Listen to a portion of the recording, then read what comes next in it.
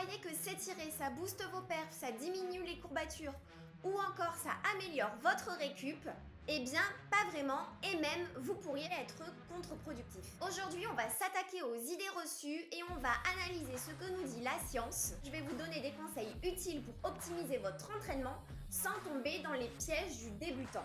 Prêt? Let's go!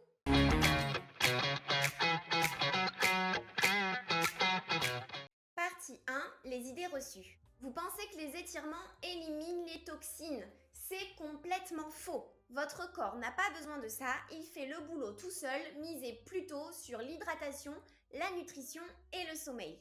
Vous pensez aussi que les étirements réduisent les courbatures. Là encore, la science nous montre que c'est faux. Pour le moment, on n'a aucune preuve qui nous montre que les étirements réduisent les courbatures. Vous avez entendu dire que les étirements préviennent les blessures. Étire-toi, tu te blesseras pas.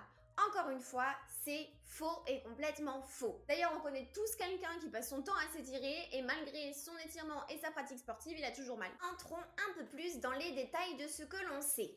Partie 2, ce que nous dit la science en détail. La première chose à savoir, c'est que les étirements ne permettent pas d'éliminer les déchets, les toxines qu'on appelle les métabolites. D'ailleurs, s'étirer juste après un entraînement pourrait aggraver les lésions musculaires qui sont causées par l'entraînement de manière naturelle et donc finalement augmenter le temps de la récup.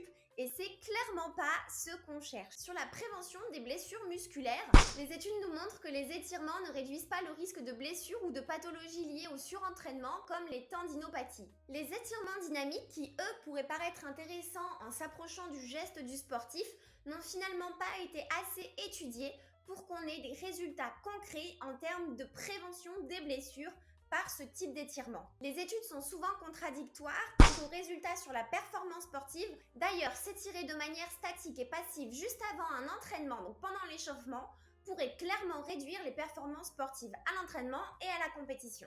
En effet, on peut imaginer qu'en donnant un certain relâchement aux muscles et aux tendons, on perd de cette capacité de retour élastique et de raideur qui est utile pour la restitution d'énergie lors d'un effort en course à pied. Sur la mobilité articulaire, finalement, c'est ici que les étirements pourraient être utiles par le travail de certaines positions inhabituelles. Les étirements pourraient alors améliorer l'amplitude articulaire et pourraient permettre d'améliorer certains gestes sportifs en augmentant l'amplitude. Ainsi, les sports nécessitant une grande amplitude articulaire comme les sprints pourraient bénéficier d'un protocole d'entraînement régulier.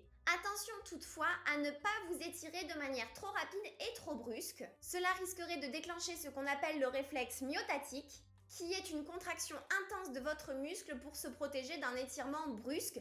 Et là encore, ça aurait l'effet inverse de ce qu'on cherche, c'est-à-dire s'allonger, s'assouplir et gagner en amplitude. Donc attention, veillez à être toujours doux lorsque vous pratiquez des étirements. En résumé, les étirements ne préviennent ni le risque de blessure ni le risque de courbature et encore une fois, ils n'améliorent pas la récupération musculaire. Par contre, il peut être intéressant de les utiliser si vous pratiquez un sport qui recherche une amplitude articulaire importante. Si vous vous étirez, évitez de vous étirer de manière statique ou passive juste avant l'entraînement ou alors intégrez en plus une session d'étirement dynamique à la fin des étirements statiques. Après l'effort, surtout évitez de vous étirer, ce qui risquerait d'aggraver les lésions musculaires et donc d'augmenter votre temps de récupération. Lorsque vous pratiquez des étirements statiques, limitez la tenue de la posture à 2 minutes maximum. Voilà, on a fait le tour de ce qu'on sait actuellement sur les bénéfices et les inconvénients à pratiquer des étirements par rapport à la pratique sportive.